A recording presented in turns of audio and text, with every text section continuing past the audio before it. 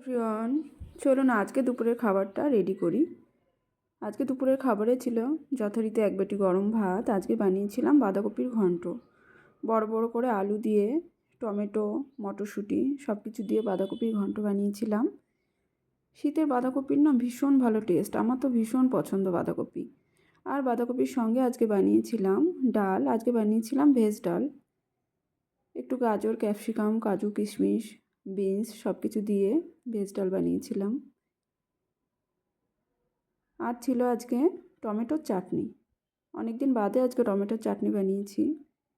এটার মধ্যেও দিয়েছিলাম কাজু, কিশমিশ, একটু খেজুর, সব কিছু দিয়ে টমেটোর চাটনিটা বানিয়েছিলাম।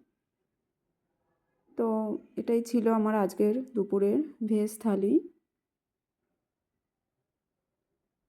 ভীষণই সিম্পল, কিন্তু খেতে বেশ সুস্বাদু হয়েছিল সব কিছু। তো আজকের থালি কেমন লাগলো আপনাদের অবশ্যই জানাবেন।